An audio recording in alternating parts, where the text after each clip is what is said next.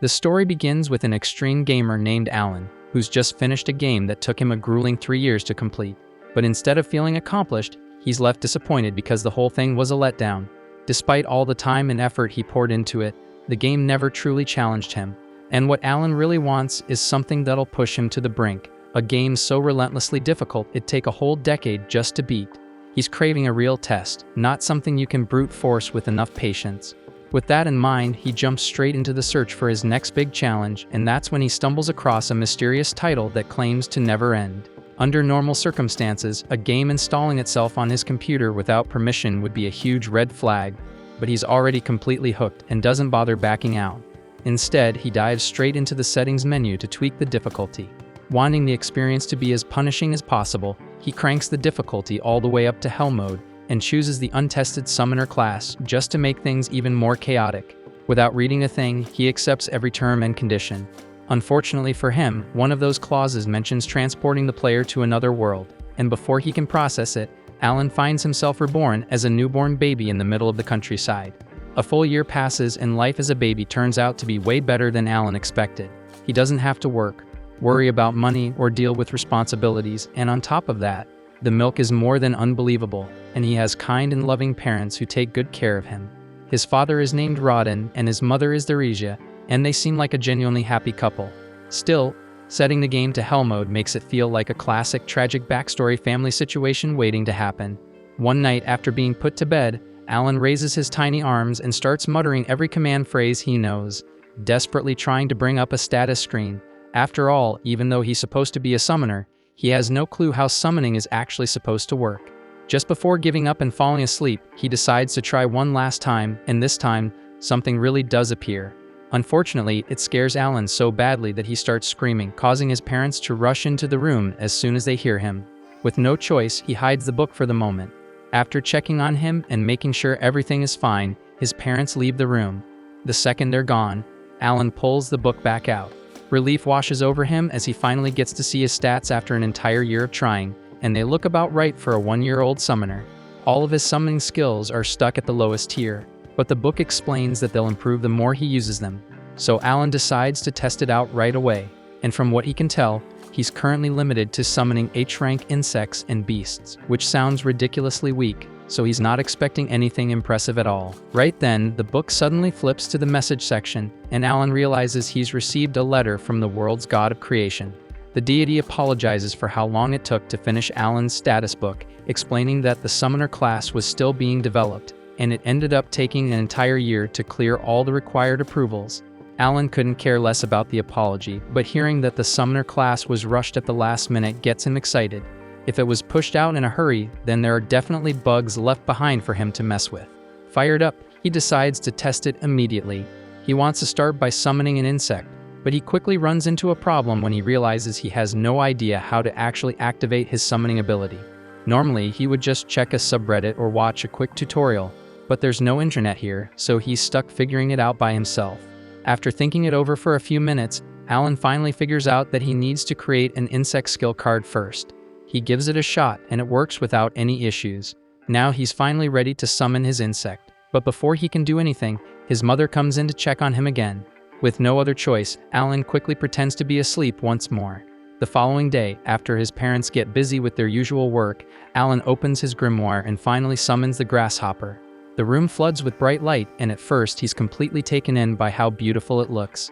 That feeling lasts about a second until a massive grasshopper flies straight into his face and he completely freaks out. After calming down, he realizes this is actually the grasshopper he summoned, so he tries giving it commands. Unfortunately, even though it's a summon, it still has the brain of a grasshopper and doesn't understand a single word he says. But on the plus side, Alan discovers that summoning it boosts his agility and endurance stats, which makes him pretty happy. Sadly, his excitement catches his mother's attention, and when she sees the giant grasshopper on the floor, she instantly squashes it, leaving Alan completely devastated. During the next few days, Alan keeps experimenting with his insect summoning, but eventually he gets bored of it and decides to move on to beast summoning instead. This time, he summons a mouse, and just like before, the book launches it straight at his face, but luckily Alan was ready for it, so it doesn't scare him as much. The mouse also comes with its own stat boost, but it's still not very smart, so having a real conversation is impossible.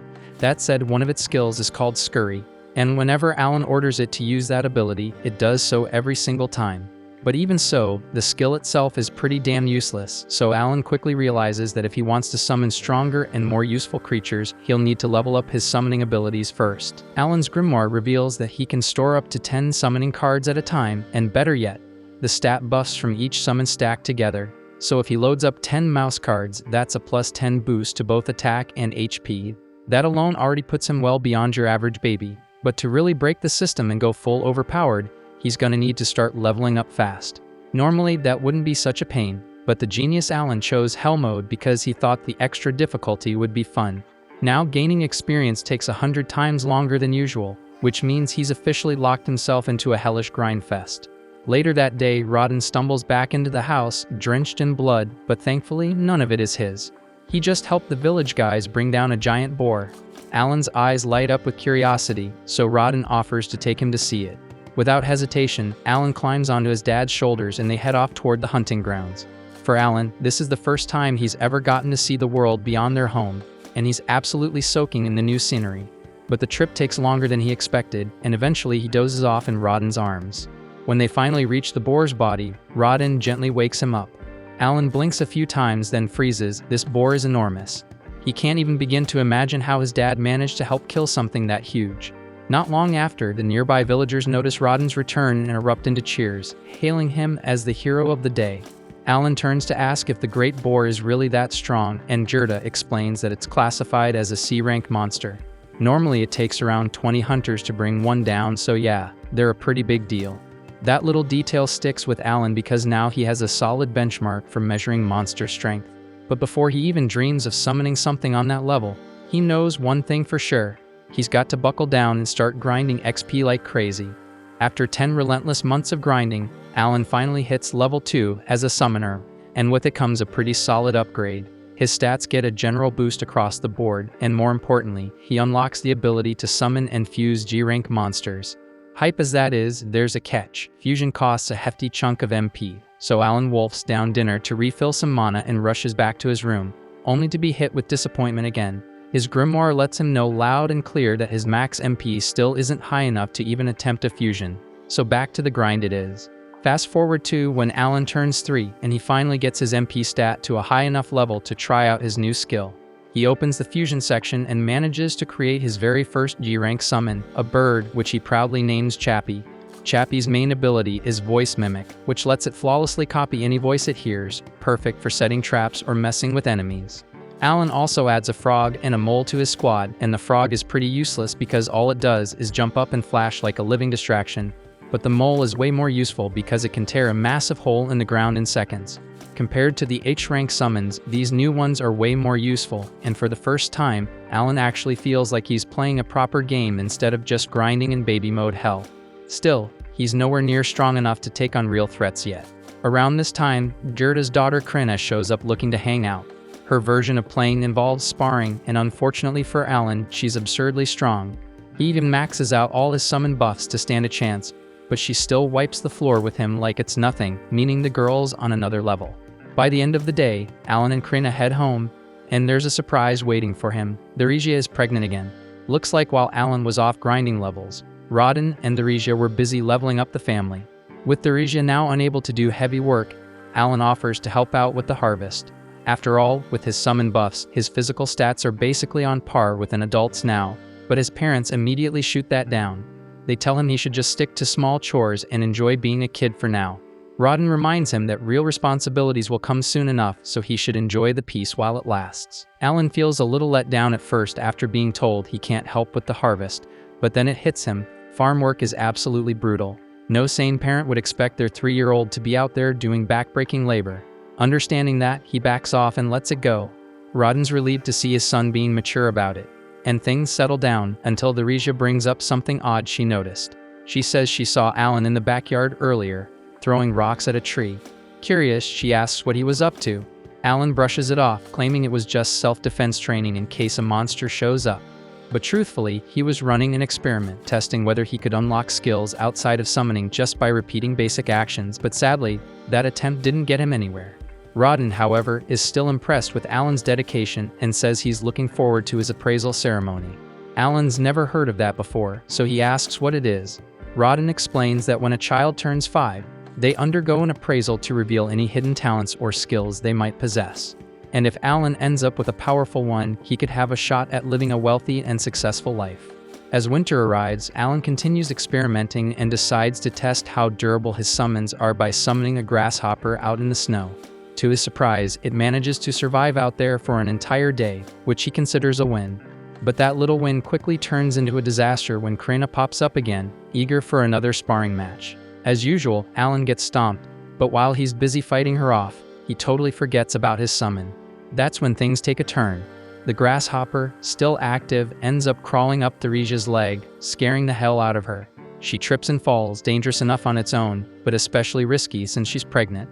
Rodden rushes over, and though Theresa says she's okay, it's clear the fall triggered labor. Whether they're ready or not, the baby's coming now. Rodden quickly tells Krena to go fetch her mom, and once she arrives, she helps Theresa through a rushed delivery. By sunrise, the family welcomes a brand new baby boy into the world. Everyone is filled with joy except Alan, who's left feeling conflicted. He still doesn't understand why a game reincarnated him into this world in the first place. But when he thinks back to his old life in Japan, he realizes there wasn't really much waiting for him there. This new life, unexpected as it is, has given him something far more important. That's why he makes up his mind to keep pushing forward, not just for himself, but to protect the only real family he's ever had. By the time spring rolls around, Alan knows his appraisal ceremony is coming up, so he asks his dad what it's actually like. His father explains that every kid has to go through it once they hit 5 years old, and if Alan ends up with a rare or high-ranking skill, he might just land a shot at the elite path. That said, it's not going to be easy. Competition's pretty fierce this year. A whole bunch of kids are turning 5 at the same time, including Krena. They all make their way to the commoner district where the ceremony's being held. But as they get closer to the church, Alan starts noticing something weird. Most of the other kids look super polished and dressed up, while he's stuck in borderline tatters. Now that he's paying attention, he realizes he's been dressed like this since birth. If that's any indication, his family must be seriously low on the social ladder. Still, it doesn't really bother him much. When they reach the church, everyone gathers outside in front of it. A couple of priests step out, and Alan hears folks in the crowd mocking some of the poorer families. The priests aren't having it though. They shut that talk down fast, reminding everyone that divine blessings don't discriminate. Even a broke farmer's kid could be handed a legendary skill. With that, they usher the crowd inside for the actual ceremony. As Alan steps in, he notices 3 towering statues near the altar. They must represent the deities worshipped in this world. One of them is Elmia, the deity of creation. Come to think of it, Elmia is the same one who sent him that apology message about the delay in developing the summoner class. First up for appraisal is Palomas, the village chief's son. He's told to place his hand on the glowing crystal sphere to reveal his stats. Palomas obeys, and a moment later, the stone wall lights up, displaying his class as a merchant. His father looks pleased with the result, but Alan, on the other hand, was kind of expecting something more dramatic. It's basically the same function as his grimoire, except this version uses letter grades instead of numbers. The process continues as some kids walk away with impressive talents, while others don't get anything worth mentioning. A few hours pass, and now only 2 are left, Alan and Krena. Krena's turn is up, and she practically sprints over to the crystal with excitement. The second she touches it, the whole thing erupts in a blinding white glow. Her father panics for a second, thinking maybe something's gone wrong, but the priests are just frozen in shock. Turns out, the reading is legit, and Krena just unlocked the Sword Lord class, one of the most powerful titles out there. Her dad is over the moon, but Krena herself doesn't seem to grasp just how big of a deal this is. Alan isn't all that shocked by the announcement because he's been getting his ass handed to him by Krena for years now, so it kind of checks out. But now it's his turn, and the priest tells him to step up to the altar. When he lays his hand on the crystal ball, nothing happens at first, but then there's a sudden flash of light, and the damn thing blasts him backward. Rodden rushes over, making sure Alan's okay, then turns to the priest and asks what talent his son got, since reading isn't exactly his strong suit. Based on how strong the crystal reacted, he's expecting something insane, but instead the priest says that Alan has 0 talent. Alan's stunned. No way, that's right. He knows for damn sure he's got a skill, but when he looks up at the board, it confirms it. Every single stat is locked at E rank. He's convinced this whole mess is Elmia's fault for completely botching the summoner class code. Before he can spiral too hard, Rodden wraps his arms around him from behind, trying to soften the blow. He doesn't want Alan to feel crushed about not having a talent. They head home together after that, and despite what happened, nobody treats him any differently. Alan really does appreciate how his family supports him, but deep down, he knows the whole no talent thing is bullshit. His grimoire still works like normal, so he figures the E ranks have more to do with the fact that he's stuck playing on Hell mode. All the other kids are the same age as him and probably got evaluated based on their leveling potential. But in Alan's case, since it takes him literally 100 times more XP to gain a level, it makes sense that his stats are stuck in the gutter, even if his real strength is way higher than the board shows. Most folks would lost their minds over something like this, but Alan isn't some casual noob playing for fun. He lives for the brutal grind. Still, he can't shake the feeling that something's seriously off with the summoner class, especially since he saw some sketchy error code pop up at the bottom of his appraisal. He's already planning to file a mountain of complaints to the dev team over it. The following day, Alan tags along with his family to visit Krina's place, but on the way, he starts picking up on something odd. His dad's been acting off. Over at Krina's house, everyone's in the mood to party and celebrate her becoming a sword lord, but Rodden still looks like he's chewing on a lemon. Gerda flat out refuses to join the celebration until Rodden quits the attitude. At first, Alan thinks maybe his dad's just bitter that Krina got something special, but that's not like him at all. Rodden's not that petty, so whatever's eating at him, it has to be something deeper. The two of them keep going at it for another minute until Gerda finally blurts out that Rodden mentioned cutting ties between their families right before they sat down. Rodden stands by what he said, explaining that now that Krina's a sword lord, she's got a damn near guaranteed way out of this tiny backwater town. If things go well, she might even rise to nobility. And if that happens, staying connected to a broke family like Rodden's could just drag her down. Gerda fires back, shouting that he doesn't give a damn about status or any of that crap. But Rodden keeps pushing, saying he's only doing what's best for Krina. The argument heats up again, but their wives eventually step in and pull them apart before it gets worse.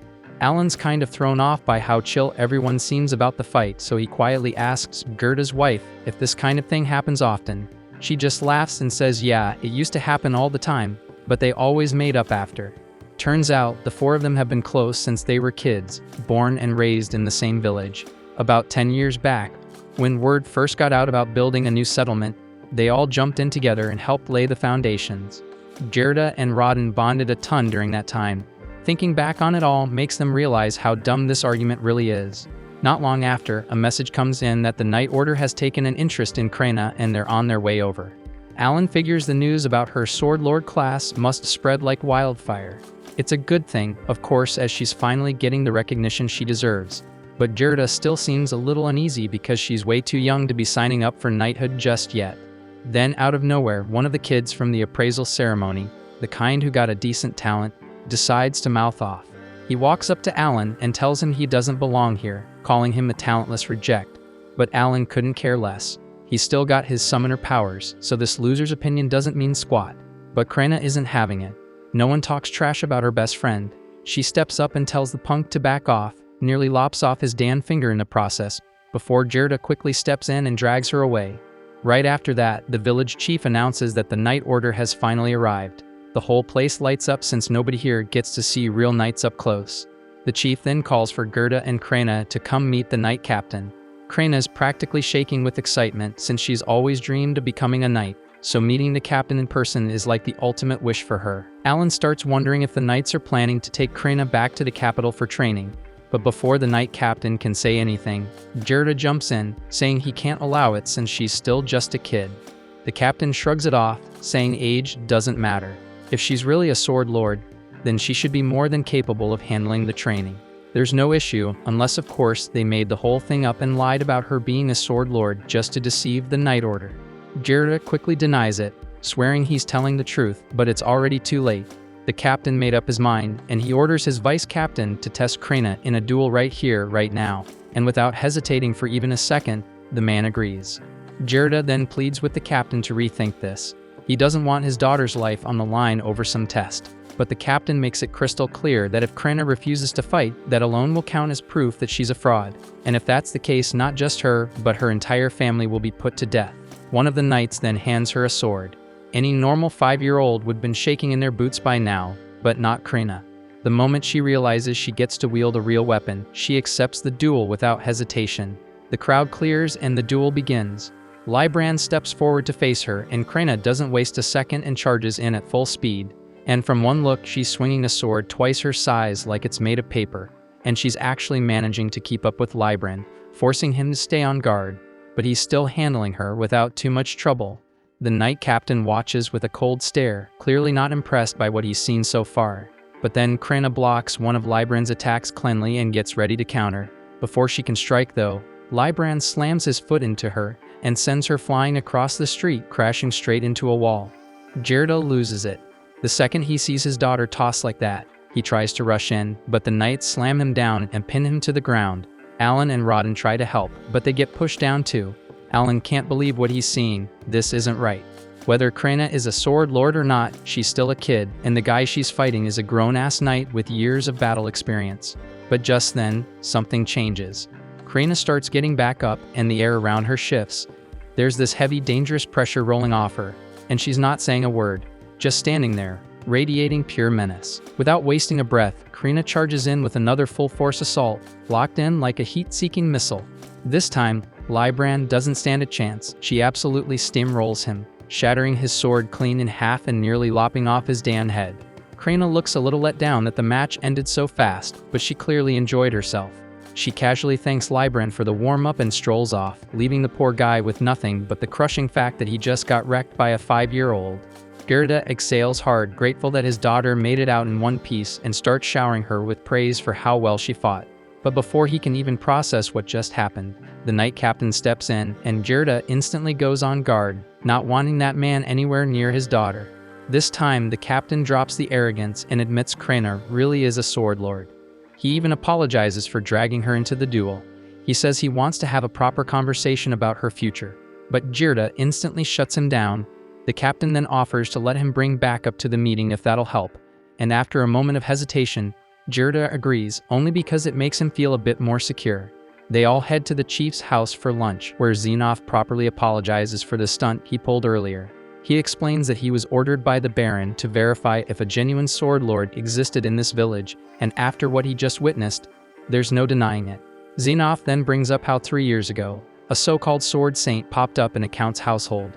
But that instantly raises red flags for Alan because in the game's system, sword saints are only born from common backgrounds, not noble blood, so that one must have been a total fraud. Turns out that fake ended up serving the royal family, but couldn't live up to the hype.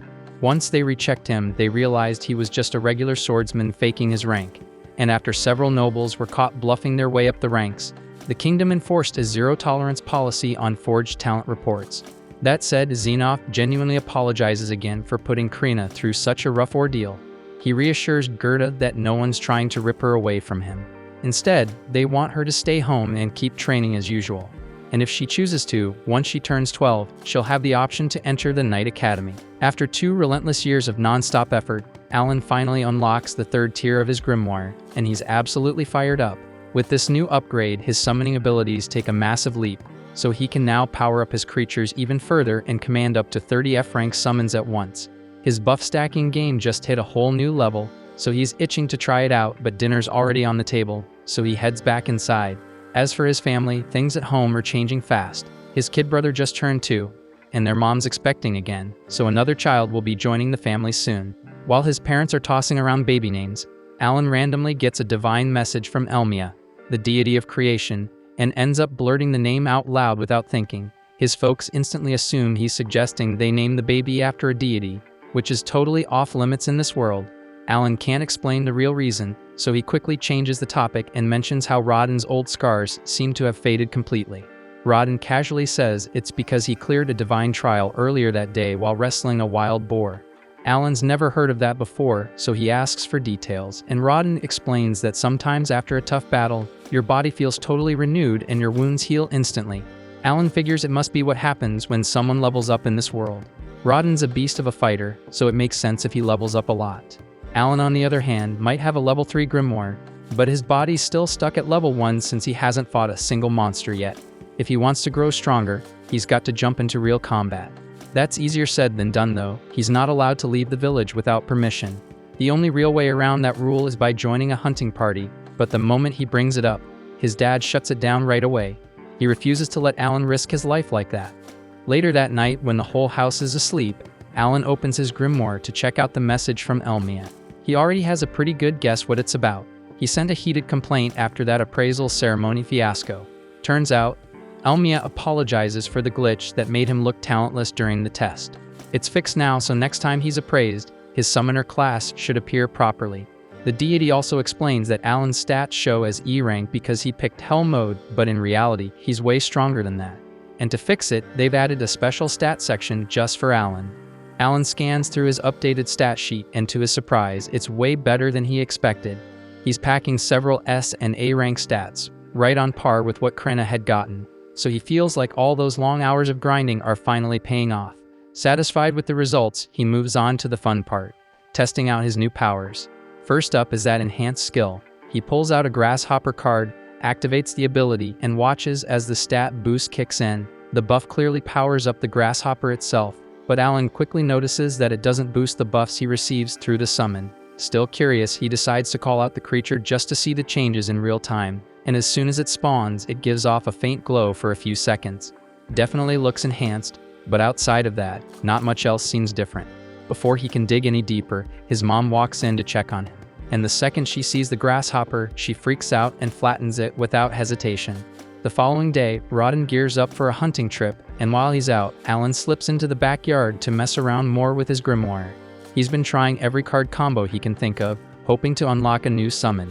He's already burned through most of his viable pairs, and this last combo feels like his final shot. Thankfully, the fusion works this time, and he gets a new card, but it's labeled grass, so he's not sure how useful that'll be. On the upside, it seems to come with an MP buff, which means it might help him increase the number of summons he can use in a day. Curious, Alan summons the grass card, and to his utter confusion, an apple creature pops out.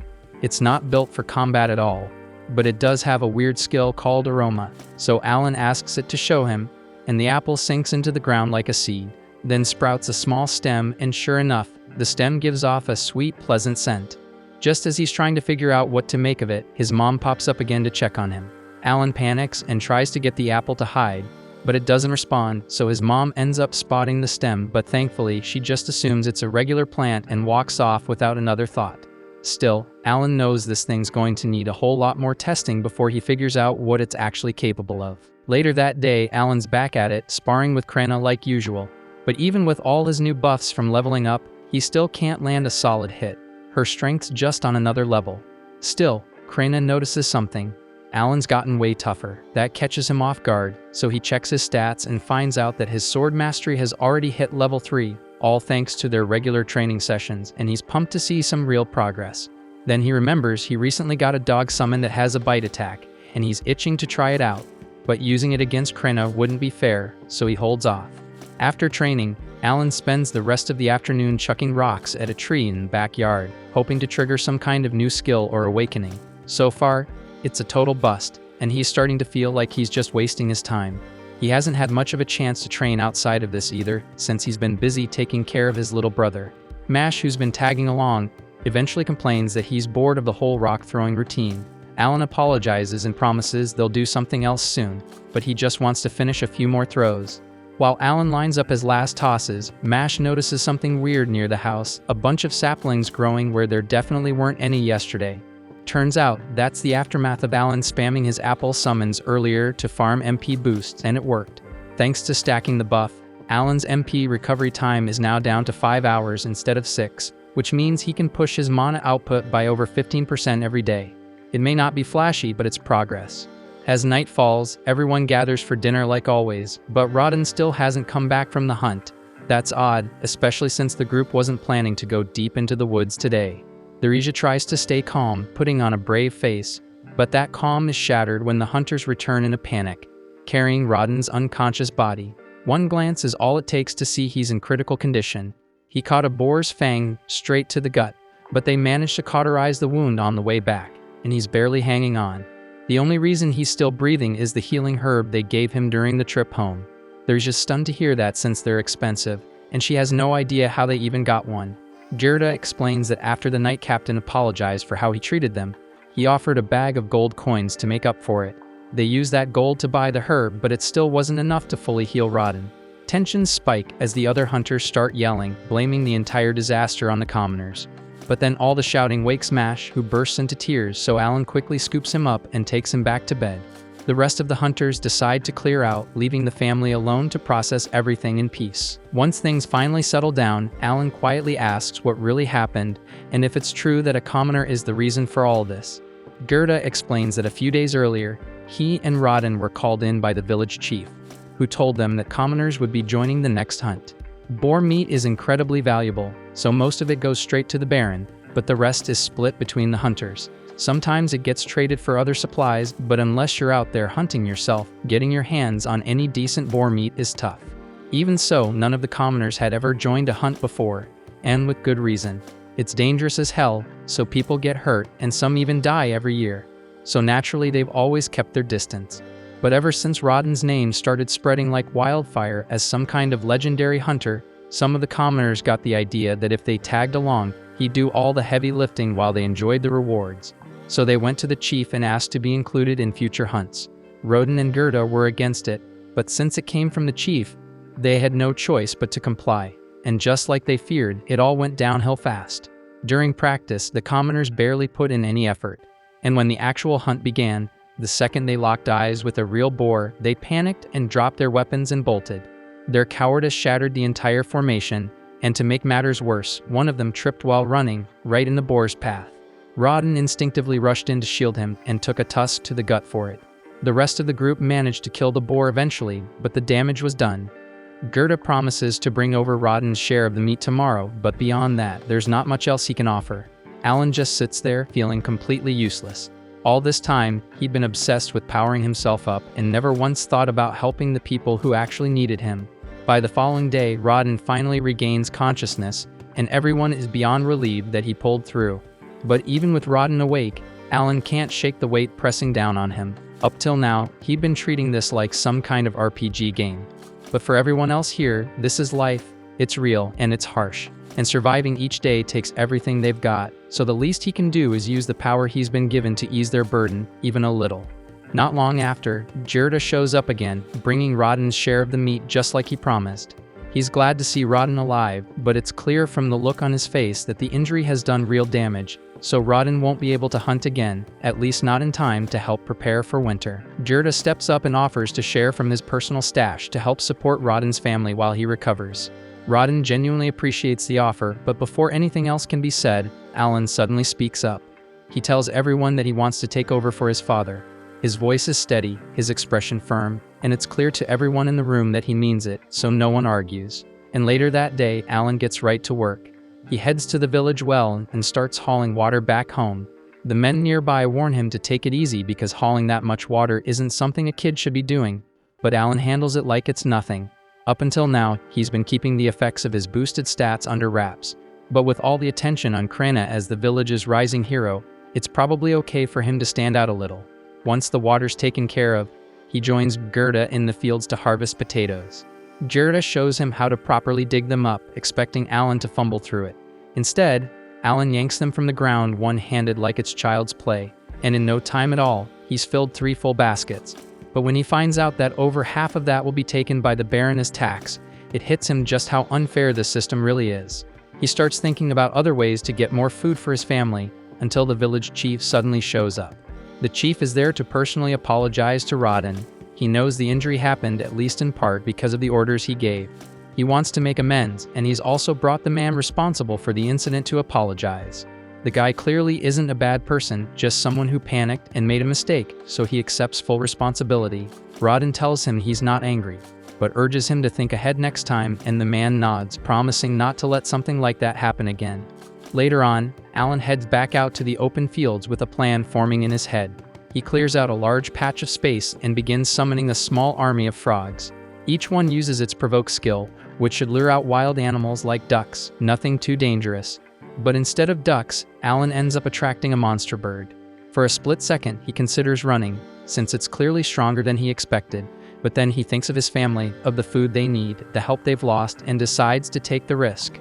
And with all the stat boosts he's stacked, he figures he might just have a shot. He dashes in and lands a solid blow to the back of the bird's head before it realizes what's going on. Right after, he summons a pack of dogs to swarm it. The dogs do some solid damage, snapping and clawing at the bird from all sides. But it doesn't take long for the creature to recover and start tearing through them one by one. As each summon goes down, Alan's buffs start fading, leaving him more and more vulnerable. And once the last dog is gone, the monster sets its sights on Alan, who suddenly finds himself in serious danger, face to face with a raging enemy, and no backup left. As a desperate final move, he summons 2 leeches and they instantly clamp onto the Alba Heron, draining its blood with ruthless efficiency. The monster starts to falter, just enough to give Alan a short opening to figure out his next move. He's far from full power because he's already down a couple of summons and missing key buffs, but he stays composed. He's got a clear plan in mind to end this with one clean, decisive strike. Alan calls his wolves back into action and orders both them and the leeches to attack all at once. As they rush in, Alan charges straight through with them, launching himself forward and slamming a precise, brutal sword strike right into the Alba Heron's skull. The impact lands hard enough to take the beast down and make damn sure it doesn't get back up. A moment later, his grimoire lights up with a message saying he successfully defeated the Alba Heron and earned 100 XP. Seeing that notification pumps him up. He can't help but celebrate for a second, thrilled that the plan worked. Once that rush settles, Alan brings the Alba Heron back to his family, and both of them are honestly stunned. They never imagined someone they once thought of as a total pushover could solo a dangerous beast like that. Gerda steps in and offers to help with bleeding the Alba Heron properly. Once they've tied the body down, he gives Alan a full breakdown on how to cut and portion the meat correctly. He points out which parts are edible, which ones aren't, and explains the proper method for separating the good cuts. Gerda also mentions that monsters carry magic stones inside them, and by law, any stone found in monsters ranked D or above is subject to taxation. That said, Gerda doesn't seem too worried about it. He figures it's not like poor commoners like them would get much use out of a magic stone anyway. Even so, he's convinced they can negotiate a better deal from the chieftain, especially once they explain that it was Alan who actually did the hunting this time, since Rodden was too injured to go himself. The following morning, they head to the chieftain's office, sticking to their plan to use Rodden's injury as leverage. At first, the chieftain pushes back, saying they should only get the smaller portion, but Gerda and Alan keep pressing, reminding him just how serious Rodden's condition is and how a kid like Alan had to risk his life just to bring food back. Eventually, the chieftain caves and agrees to give them the larger share, exactly as they hoped. He tells them they can keep all the meat and he'll only be taking the wings and the magic stones for himself. Still, Alan decides to push things a bit further and asks the chieftain if they'd be allowed to keep making the same kind of deal going forward. Gerda jumps in to back him up, doing everything he can to help persuade the chieftain. After thinking it over for a moment, the chieftain finally gives them the green light and agrees to let them continue under the same terms. After 3 days, Alan heads out again and uses the same strategy to take on 2 more Alba Heron. Having already taken one down before, he's feeling a lot more confident now, and it shows. With the help of his leeches, his wolves, and that trusty wooden sword of his, Alan manages to bring down both beasts in record time. Since that first successful hunt, he's been going out every 3 days, but this is the first time he's come back without losing a single summon, and he's honestly thrilled with how well it went. Right on cue, his grimoire flashes and confirms the win, 2 Alba Heron down and 200 XP gained. Even better, it tells him he's officially leveled up and reached level 2. Alan practically explodes with excitement and pulls up his stat window immediately. Sure enough, all of his HP and MP have been fully restored thanks to the level up. But as he looks closer, he notices something strange. His stat increase is only about 60% of what it should be. He doesn't overthink it though. Maybe it's just because he just hit level 2 and the boost hasn't fully kicked in yet. Either way, he's still pumped. All that effort is finally paying off. The more he thinks about it, the more he starts to believe that this could be the trial of the deities that Rodden once mentioned. And honestly, that thought makes him feel incredible. Still, he knows that sooner or later, he's going to have to come clean and tell his family the truth. Afterward, Alan returns home, and Rodden's stunned to see him drag back 2 Alba Heron in one go. After that, Alan meets up with Krina for a bit of sword training. But even in the middle of sparring, his mind keeps drifting, thinking about when and how he'll take down more Alba Heron. Since it's migration season and there's an abundance of them around, he figures if he stays consistent, he could hit level 3 by taking out around 20 more. That train of thought gets cut short when Krina suddenly smacks him with a solid hit to the head, clearly ending the match in her favor. Alan then admits defeat, and Krina casually waves him off as she walks away. Afterward at night, Alan decides it's finally time to come clean with his parents about how he's been taking down those Alba Heron with such ease. but he's well aware he can't just blurt out that he got dragged into some game he found online because his parents would probably think he'd lost his mind. So instead, he crafts a more believable story. He tells them that when he was only a year old, he received an oracle from Elmia, the deity of creation. Alan explains that an oracle is basically a divine blessing that makes someone both smarter and stronger than most people. On top of that, it means he'll be tested with trials that push far beyond what even 100 normal men could endure. Hearing that, Rodden immediately picks up on what's really happening. He already had his suspicion because he noticed that morning that the cut on Alan's face had completely vanished. That alone told him Alan must have already gone through one of the deity's trials. But the Regia is still trying to make sense of it all, especially since Alan's appraisal results last year said he had no talent whatsoever. That's when Alan adds another layer to the story. He claims he received a second oracle from Lord Elmia just a few months ago. He explains that his appraisal came out low because the process couldn't account for how slowly his trials would develop. On top of that, he says the system couldn't recognize his talent at the time because it was too new to be properly evaluated. Rodden is floored because it means Alan really does have a talent after all. When he asks what that talent is, Alan says he doesn't actually know. The oracle didn't give him the full answer. It hurts him to lie about it, but he knows he can't tell the truth. Revealing that he's a summoner who can control monsters would freak people out, and there's no way he can say anything about being reborn either. In the end, the Regia pulls Alan into a hug, calling him brave and incredible, especially for someone so young to be carrying all this on his shoulders. Rodden then asks what Alan wants to do going forward, and Alan tells him that for now, he just wants to prove he's worthy by completing every trial. Rodden's proud of that answer, but he also reminds Alan not to be afraid to lean on others when things get tough. Alan thanks them both for being so understanding and for backing him no matter what. Rodden finishes by saying that it's probably best to keep all of this under wraps for now. If the wrong people start thinking he's a fake prophet, things could get ugly fast. But the only one they'll let in on the truth is Gerda, since he never stops hyping up Krena as a future sword lord. Rodden figures it's finally his turn to brag about how awesome his own kid is too. By the time winter rolls around, Alan pulls out one of the stored albahirons and begins butchering it piece by piece. Once that's done, he heads into town with Gerda to trade the meat for supplies. Gerda's already caught wind of the big news that Alan is being chosen and tested by Lord Elmia, and honestly, he's not the least bit shocked. He always had a gut feeling there was something different about that kid. As they travel together, the two of them chat along the way.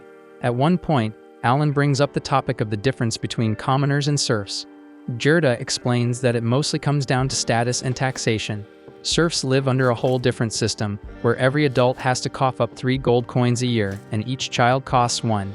Alan listens carefully, and then asks what it would take for a serf to rise up and become a commoner. Gerda tells him it'd require a tribute of 10 gold coins per family member. He also mentions there are whispers about a certain baron occasionally granting commoner status as a reward, but those are just rumors, and no one knows if they're true. Hearing all this, Alan quickly does the math. With his mother expecting another child, that would make them a family of 5, meaning they'd need 50 gold coins to earn their way out of serfdom. Alan spends the rest of the day working trades with Gerda and slowly starts to get a solid feel for how the barter system works. By the time they head back, he's carrying a fat bundle of firewood on his back. Realizing he now has a decent grasp on how town trading operates, he starts thinking about ways to run some market research next time he comes in. When Alan returns to trade on his own, he takes a much more methodical approach. He carefully tracks the barter and market value of every item he sees, recording all of it so he can use that info later. Eventually, he steps into an herbal shop and asks the merchant if there's any kind of medicine that can restore MP. The shopkeeper immediately says no, those kinds of items are way too pricey for their store to keep in stock. Still, Alan takes his time and scans the shelves full of herbs and medicines. Realizing that documenting all of them by hand would take ages, he focuses hard, and with just his thoughts, his grimoire responds, absorbing the details of every herb in the shop without him having to touch a thing. Following that, Alan asks the shopkeeper if he happens to have any Müller's flowers in stock. But the merchant's expression instantly shifts, and he gets visibly annoyed the moment Alan mentions that name. He explains that the last time someone asked for one, it turned into a whole mess. Apparently, Gerda stormed into the store, demanding a Müller's flower because a friend of his was seriously ill. He didn't even pay the full price up front, just promised to settle the rest later. The merchant never got the rest of the payment, and to make things worse, that flower happened to be the last one in stock, so that's what really ticks him off. Hearing all this, Alan quickly pieces it together. Gerda must have rushed in that day to buy the herb that ended up saving Rodden's life after the night he was attacked. If the merchant had flat out refused to sell it, Alan might not even have a father right now. Wanting to show his gratitude, Alan hands over some albaharon jerky as a thank you gift and sincerely thanks the merchant for his kindness. Then he quietly heads out of the shop. While walking through town, Alan finds himself checking out a few weapon displays when he suddenly bumps into a familiar face, the same kid from the appraisal ceremony with the axe talent, Dogra, and standing beside him is the chieftain's son Pelmos. Alan knows Dogra is nothing but trouble, so he tries to mind his business and slip away. But Dogra is not having that. He smacks Alan on the head and immediately demands that he become his underling. Alan responds by calmly pulling out his wooden sword and pointing it straight at him. Dogra flinches, calling foul because he doesn't have a weapon. Alan shrugs and tells him he's fine with a fair fight. Dogra can go grab whatever weapon he wants, and Alan will wait. Dogra runs off and returns soon after with a sword, then charges straight at Alan. But Alan dodges with ease, deflecting every swing. Dogra's strikes are heavy, which makes sense for someone with an axe talent, but even with all that muscle, he's got nothing on Krina. Alan decides to end it quickly. He knocks the sword out of Dogra's hand and wins clean. And without saying much, Alan turns and walks away like it was no big deal, which only makes Dogra seethe even more. Later that evening, Alan returns home and sees Rodden unwrapping his bandages. Looks like he's finally healed up and ready to head back into the wild. Lersia, however, isn't so thrilled, and she warns him not to overexert himself and risk another injury.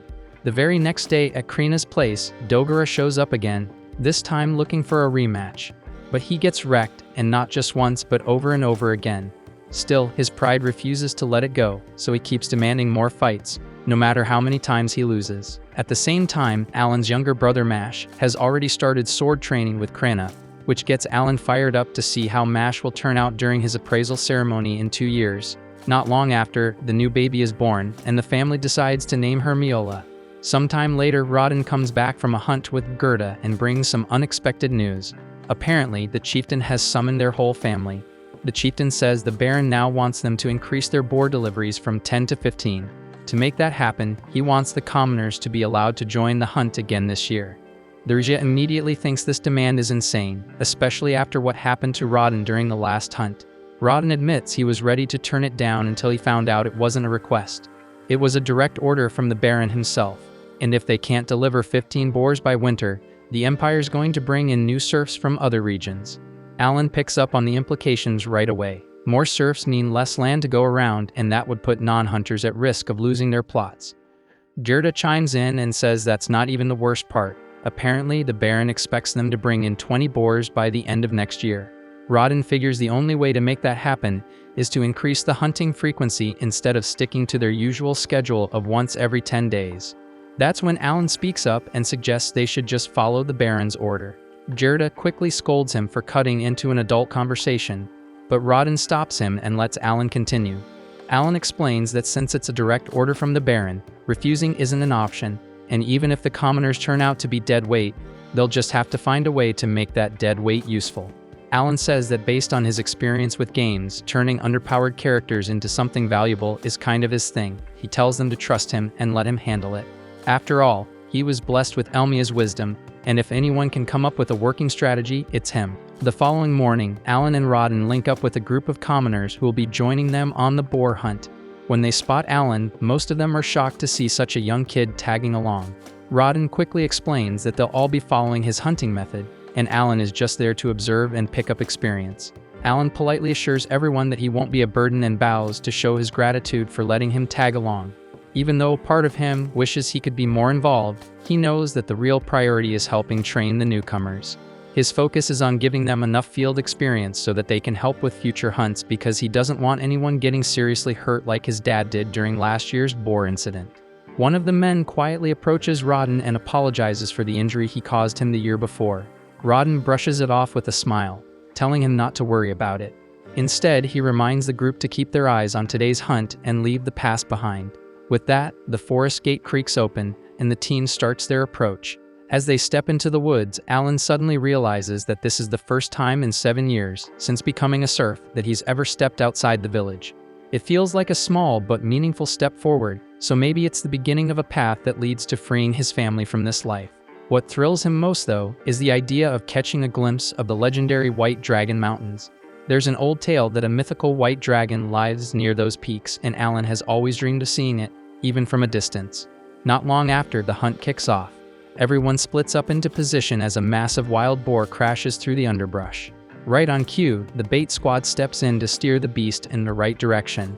The tank team follows up, holding the boar in place and keeping it from charging or breaking loose. Then, once it's boxed in, the strike team rushes in to finish the job. Alan watches everything unfold with sharp focus, realizing this is the same formation and approach his father and the veterans have been using for over a decade. The coordination, the timing, it's a well-oiled system. And seeing it play out up close, it hits him just how smart and effective it really is. After the boar is finally taken down, the group of commoners can't help but feel a wave of pride rush over them. To them, pulling off a successful hunt like this feels like passing a divine trial. It's proof of their growth and teamwork. Alan figures that since the boar was classified as a C-rank monster, they probably racked up a solid amount of experience points. Curious, he opens his grimoire to check his own stats. But to his disappointment, he finds that he didn't gain a single point. Thinking it through, he realizes that makes sense. He didn't actually fight, just watched everything from the sidelines. Even so, he feels content seeing the others level up and start to believe in themselves more. Once things settle down, Alan strikes up a casual chat with a few of the villagers. The topic shifts to monster meat, and they start swapping stories about the tastiest creatures they've ever carved up.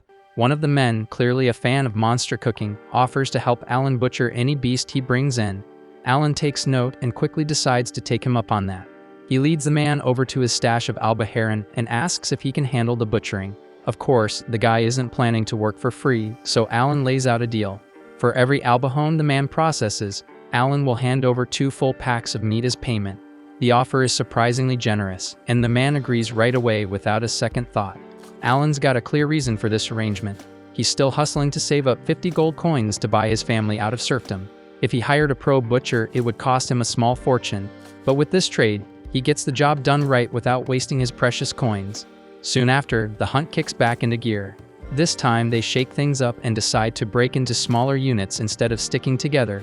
The new setup lets them cover more ground and bag twice as many boars in half the time. Even so, something keeps nagging at Alan. He still doesn't get why the Baron is pushing so hard to harvest more boars this year than ever before. But orders are orders. And when the Baron speaks, nobody really has the freedom to question it. Out of nowhere, one of the boars charges straight at them.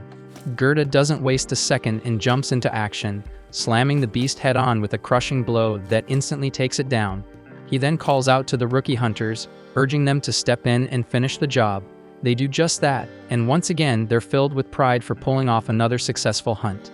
The previous time, Alan didn't see any changes to his stats, but this time is a totally different story. He checks his status screen and is hit with a wave of joy because his stats have gone up, and he's officially reached level 3. After thinking it over, he figures out how it happened. The trick was simple, but it worked.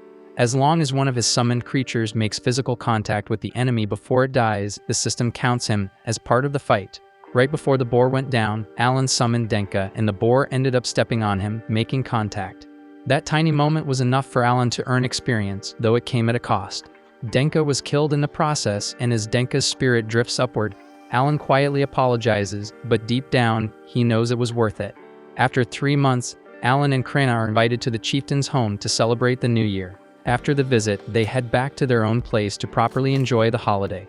The table is packed with food, and Gerda and his wife drop by to join the fun. Everyone digs in, laughing and enjoying the cozy vibe. During the meal, Gerda casually asks Alan if the chieftain had said anything about them. Alan nods and explains that the chief made sure to personally thank them for all their hard work. Rodden had expected that they would easily hit the goal of bringing in 20 boars for the year, just like he'd planned. Alan adds that the chieftain was so pleased with how things were going that he gave him a bottle of liquor as a reward. Alan knows full well how much Rodden and Gerda love their drinks, and how rowdy they get once the alcohol kicks in, so he comes up with a sneaky idea to use it as leverage. He proposes a challenge. If he wins, he gets to officially join the next hunt, weapon in hand, and fight like one of the team. But if Rodden and Gerda win, the bottle's all theirs. As soon as Alan lays out the rules, it hits them that they've already walked straight into his trap. But it's too late to back out now. Their craving for the liquor is stronger than their caution, so they agree to go along with it anyway. They ask what kind of contest he has in mind. Alan, keeping a calm expression, says he wants to settle it with an arm wrestling match. Both Rodden and Gerda are stunned that Alan would even suggest something like that shit. To them, it feels obvious that grown men like themselves would be far stronger than a kid his age. Still, with that bottle on the line, they decide to go for it. But what they don't realize is that Alan came prepared. He's been saving up a few strength-boosting cards just for a moment like this. With those in play, he's sure he can go toe-to-toe with even full-grown men like Rodden and Gerda. Gerda steps up first, confident this'll be over in seconds. At first, he doesn't even take Alan seriously, but once they lock hands and the match begins, Gerda's eyes widen as Alan's got way more power than he expected. The kid holds steady, refusing to give an inch. Gerda fights back hard, straining against the pressure, but Alan digs in and eventually slams his hand down to win the round. Impressed, Alan makes a mental note. Gerda's strength stat is probably somewhere between 150 and 200. Then it's Rodden's turn, and from the start, Alan can tell this isn't going to be as easy. Rodden's strength feels like it's in a whole different league. Even with all his buffs, Alan struggles to keep up, but Rodden doesn't even flinch, and he just slowly but surely forces Alan's arm down and takes the win. Sticking to his word, Alan hands over the liquor. Rodden and Gerda accept it with big grins, and not long after, they're all sharing drinks and laughing together. Even though Alan didn't win the right to join the next hunt, the match wasn't a total loss. He gained something just as valuable, a better understanding of where he stands. Now he knows Gerda's power is likely around D rank, while Rodden is closer to C rank. Rodden then tells him that unless he can beat him in a contest of strength, there's no way he's letting Alan join the boar hunts. But instead of getting discouraged, Alan takes it as motivation. He's more fired up than ever to train harder and prove himself. Not long after, Alan notices something new. His summoner level has gone up again. Eager to see what's changed, he quickly pulls out his grimoire and opens it. As Alan flips through the pages of his grimoire, he's blown away by the number of new abilities that have unlocked. But one skill in particular grabs his full attention. It's the ability to view E-rank cards anytime he wants. Alan immediately realizes how insanely valuable this is. With constant access to these cards, he's confident his strength will climb faster than ever. In fact, he's already thinking about taking on Rodden again, and this time he might actually have a shot at winning. But as he continues scanning the pages, something unusual catches his eye. A new page has appeared, one that definitely wasn't there before. He flips to it and finds what looks like a hollow slot carved directly into the paper. After some quick testing, he figures it out. It's a storage ability. He can place items into the grimoire as long as they fit inside the space. Strangely, the interior stretches much deeper than it seems, making the pocket far more useful than its size suggests. What really throws Alan off is that storage magic is considered a divine tier skill, ultra rare and extremely powerful. So why would someone like him suddenly gain access to it now? The timing doesn't feel random. It's almost like someone or something wanted him to receive it at this exact moment. The following day, Alan sets out to test his new E-rank summoning ability. He pulls out a magic stone and activates the skill. The first creature he summons is an insect, a radiant butterfly with dazzling wings that shimmer in the light. It's harmless, but its magical aura is unmistakable. Curious, he summons again. This time, a saber-toothed tiger materializes. Alan instinctively backs up the moment he sees it. With its huge fangs and powerful frame, the beast looks terrifying. But after watching it for a while, Alan realizes it's completely tame and not a threat. Slowly, he gets used to its presence and decides to name it Tama, officially welcoming the tiger as a new member of his growing team.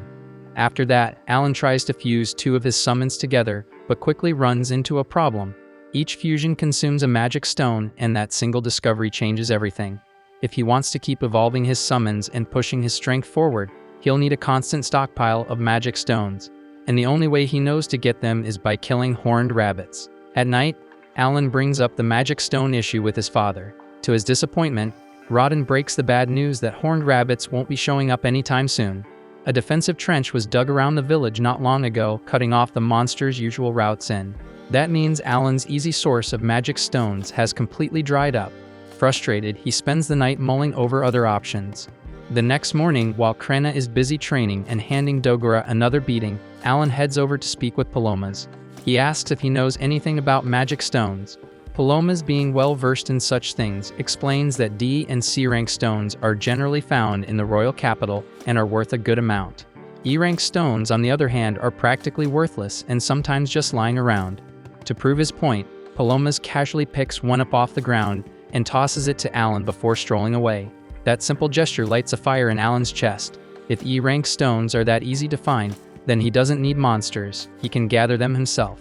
With help from the villagers, Alan starts collecting. Over time, he builds up a solid stash of E-rank magic stones. Using them, he summons every E-rank creature available to him. Just as he finishes the last summon, a wild boar suddenly bursts out of the woods, charging straight at him. But his summoned beasts leap into action, reacting instantly and tearing it down in a single strike. Alan barely has time to celebrate before another boar appears, and again one of his summons intercepts and neutralizes the threat without him lifting a finger. Then he blinks and the entire scene fades as it was all a vision. He closes his eyes once more, sinking into reflection. 7 long years as a serf, with no mentor, no handbook, just trial, error, and relentless effort. Everything he's learned, he's figured out on his own. And now, it's starting to make sense. Each type of summon has its own purpose. Insect types are ideal for debuffs. Grass types provide healing. Stone types specialize in defense. Bird types excel at scouting. Beast types handle direct combat. Together, they form a complete team, everything a traditional party needs, all controlled by one person.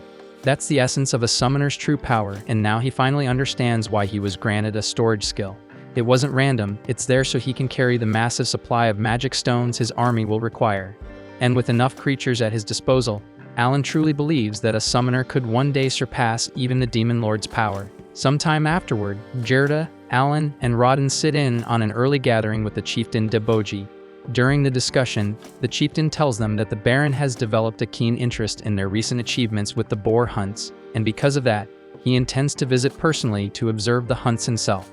Gerda's expression tightens the moment he hears this, since it is the very same Baron who first imposed that outrageous quota of boars, and now he plans to show up and watch it all unfold like it is some grand spectacle staged for his amusement. Rodden, on the other hand, does not appear troubled by the Baron's upcoming visit. Instead, he seems puzzled about why Alan was summoned to attend the meeting in the first place. The chieftain clarifies that since the Baron will be coming, he wants Alan to serve as his guide. Alan will oversee showing him around the village, keeping him engaged, and detailing how the hunts are organized and executed. Gerda cannot see why Alan should carry that burden, and he questions why the chieftain does not simply assign his own son Palomas to handle it. The chieftain responds by saying that Palomas is not the ideal candidate for such a duty. He has been told that it was Alan's sharp thinking that fueled the recent triumph in the boar hunts, and for that reason, he considers Alan perfectly suited for the role. He then turns directly to Alan and asks whether he is prepared to accept it. Alan pauses to reflect. He understands that earning the Baron's personal favor means little to him. What truly drives him is liberating his family from serfdom. If he keeps hunting boars the old-fashioned way, it would take a full decade to accumulate enough merit to elevate their standing to commoners. Yet he also recalls that titles and status can sometimes be granted outright by the Baron as a form of reward, so holding on to that slim but real opportunity, Alan agrees to take on the position as the Baron's guide. Several days later, Baron Granvelle arrives in the settlement accompanied by his daughter Cecile. They are escorted by Xenoth, and that evening the chieftain greets them with sincere hospitality, and before long they all head inside to dine together. After a brief exchange of pleasantries, Baron Granvelle raises the matter of the boar hunt. He offers his apologies to the chieftain for the abrupt and demanding request for so many boars. He admits that he is aware the quota is harsh, but he was compelled to enforce it because the directive came straight from the king. The chieftain replies that he comprehends the circumstances and harbors no ill will over the matter. As the meal begins, everyone remarks on how flavorful the dishes are. Cecil in particular shows genuine curiosity and asks what type of meat they are enjoying. Alan courteously answers that it is albaharan meat from a fresh catch he secured just the previous day. He then uses the moment to formally present himself as the Baron's guide for the duration of the visit and states that it is a true privilege to be of service. The Baron studies Alan's refined behavior and naturally assumes he must be Deboji's son. Deboji promptly corrects that assumption, explaining that Alan is actually Rodden's son and that Rodden is regarded as one of the most skilled boar hunters in the entire village. The name Rodden instantly clicks in Xenoph's mind, and he recalls both the man and his son from their earlier meeting. But the Baron shows no sign of recognition, so he asks if Rodden had once served among the knights. Deboji answers plainly that Rodden and his household are serfs. The moment those words leave his mouth, Cecile's mood shifts. She sharply questions why someone like Alan was even permitted to share the same chamber as them. Baron Granvelle immediately rebukes her, and in a firm tone, he instructs her that she must never address or regard serfs as though they were beasts. Realizing she has overstepped, Cecile lowers her head and offers an apology to her father at once. Even so, the correction does not soften her attitude, and she keeps casting cold glances at Alan. She remains silent, yet her displeasure is written all over her face. Moving past the tension, Xenoph focuses on Alan and remarks that he expects him to clarify how the hunt will unfold the following morning. He notes that capturing 20 boars is an aggressive objective. He further states that if the burden proves too heavy for the serfs, the knights will intervene and assume control. Cecil then declares that she intends to participate in the hunt as well, and says that she wishes to witness a boar up close with her own eyes. Hearing Xenoph's comment, Alan understands that Xenoph still questions the serf's capability. Keeping his composure, Alan responds that 20 boars are hardly a challenge for them. He confidently assures them that the target will be reached without issue, and tomorrow's hunt will stand as undeniable evidence of their competence. The next morning, they proceed into the forest where the operation is planned. Alan, together with Baron Granvelle and his party, takes a seat atop a tall wooden platform constructed well above the ground. And from that vantage point, they are able to observe everything safely and clearly. Before long, the hunters step forward and ready themselves. A few of them sprint into the trees wearing lightweight gear fashioned from boar horns and hides. The tactic is meant to provoke the animals into revealing themselves. The familiar scent and silhouette trigger a reaction, and one boar bursts out from the woods in a furious charge. The defensive unit reacts instantly. They close in with heavy reinforced shields, forming a tight enclosure that restricts the creature's movement. The beast thrashes and pushes, but it cannot breach the wall. Then the assault team advances. Spears drive in from different directions, striking with deliberate precision and steady control to wear it down.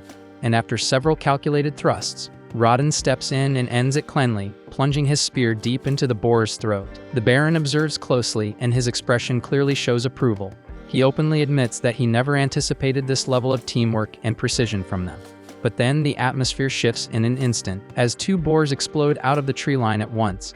Seeing that, Xenoph immediately assumes the hunters are about to be overrun, so he tells Libran to prepare the knights to step in, yet before the command can be executed, Alan calmly raises his voice and stops him. He says that the hunters have deliberately drilled for moments exactly like this, so there is no cause for alarm. And just as Alan said, the hunters do not lose their composure. They swiftly split into two units and replicate the same tactic with discipline and sharp coordination. Each team encircles a boar, locks it down, and attacks in perfect rhythm. And in a matter of seconds, both beasts are brought down cleanly. Cecil witnesses everything from start to finish, and the sight of blood and raw brutality overwhelms her senses, and she collapses from the shock. Not long after, the two boars lie motionless, so Granvelle steps forward and surveys the aftermath. He quietly tallies the count and notes that 3 boars have now been slain in total, meaning 17 remain to reach the required 20. However, Alan gently corrects him and explains that before Granvelle even arrived, they had already hunted 7 boars, so in reality only 10 remain. Granvelle cannot hide his astonishment, so it becomes clear to him that the villagers possess far greater ability than he originally assumed. He even begins to consider that the knights might not be necessary to complete the task at all. As the hunt progresses, Alan informs Granvelle that he has 2 formal requests. The first is permission to construct additional shield walls to reinforce the hunting grounds. The barriers have already proven their worth, and expanding them would allow the hunters to contain the boars more effectively while minimizing risk. And for his second request, Alan asks for the regulated supply and circulation of liquor among the serfs. Granvelle raises an eyebrow at that. Liquor does not appear to have any direct connection to hunting. Alan lays out his reasoning plainly. With the rising number of boars being taken down, the village now has a surplus of meat. If the villagers continue trading only meat within their own community, its value will inevitably drop. An oversupply without matching demand could destabilize their small economy. But by introducing another commodity like liquor into circulation, trade would diversify. It would provide an alternative medium of exchange and help keep prices steady. And on top of that, liquor would serve another purpose, maintaining the morale of the hunters after exhausting and dangerous days in the forest. Xenoph took a moment to weigh the proposals and ultimately judged them sensible. Granvelle nodded as well, admitting that Alan's reasoning was solid, so he assured him that both requests would be reviewed with approval in mind. He then openly praised Alan's conduct throughout the hunt, pointing out that he had displayed judgment and composure far beyond his age. In Granvelle's eyes, it was obvious that Alan carried remarkable promise for the years ahead. Soon after, it was time for Granvelle and his party to depart. As Cecil climbed onto her horse, she glanced down at Alan and warned him not to let her father's compliments inflate his ego. And with that parting remark, she turned away and rode off beside Sebus the butler. Alan simply stood there watching them disappear down the road. He felt a quiet sense of relief once she was gone and assumed this would likely be the final time their paths ever crossed. But afterward that same day, Alan, Rodin, and Gerda were called forward once more. They knelt respectfully before Granville as he spoke to them in a formal tone. He commended their exceptional performance during the hunt and emphasized that their unity and discipline deserved acknowledgement. As a reward for their achievement, he declared that their families would be raised from serf status to that of commoners. When the words reached Alan's ears, he struggled to contain his excitement. For 8 years, he had held on to this hope. Becoming a commoner meant liberty. It meant new doors opening. It meant freedom from the chains that bound him to the restrictions of serf life. He would finally have the right to leave the village and see the wider world. In his heart, he already knew his first destination. The White Dragon Mountains had been calling to him for as long as he could remember. One day, he intended to hunt dragons there, and that ambition had burned quietly inside him for years. Granville then shifted to another subject. The king planned to highlight their village as a model for the entire realm. For that reason, he required a detailed account of how the boar hunts had originally come to be. At the mention of this, Rodin's face darkened, so Gerda softly explained that the memory carried painful weight for him and requested permission to speak on his behalf. Granville agreed without hesitation, so Gerda began recounting the past. 13 years earlier, nearly 100 serfs from neighboring villages had been relocated to their land. It was part of the Reclamation Decree, a royal order aimed at cultivating unused territory. The settlers labored tirelessly for half a year. They felled trees, tilled the earth, and sowed their first crops. Gradually, their hard work bore fruit. The fields began to thrive, and for the first time, their future appeared bright with possibility. Then everything collapsed in an instant. A gigantic boar stormed out of nowhere and tore straight through the farmland. It trampled the crops they had nurtured for months, reducing the entire harvest to nothing. So all their effort vanished in a single rampage. The blow crushed their spirits, and despair settled over the village, and in that bleak moment, Rodin put forward a daring proposal. Rather than cower in fear of the boars, they would hunt them down. Back then, they possessed no proper weapons or refined equipment. Still, they gathered whatever crude tools they could find, embraced themselves, and through unity and sheer resolve, they brought down their very first boar. Once the tale was finished, Granville could not understand why Rodin had hesitated to recount it.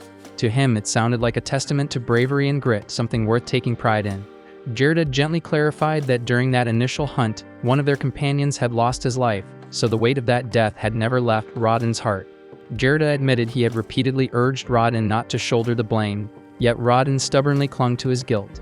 Granville nodded in understanding and apologized for reopening such a wound. As a gesture of goodwill, he decided to grant Rodin a reward. He invited him to name a wish, promising to fulfill it no matter what it was. The moment Alan heard that, excitement flickered inside him. This felt like an unexpected chance. He figured Rodin might request something modest, perhaps more liquor for the village. Instead, Rodin surprised him. He asked Granville to permit Alan to work at the estate. Alan's stomach dropped the second he heard it. That was not the future he had imagined. If he became tied to routine duties at the estate, his ambitions of exploring the world would stall before they even began. Estate work would anchor him in place, delaying every dream he carried. Before Alan could even voice a response, Granville told Rodin that Alan's abilities far exceeded that of a mere laborer. Rather than simple estate work, he suggested Alan serve as a personal attendant to the Granville family. The role would place him within their household itself, serving them directly. Rodin stood speechless. Such an offer was no small matter.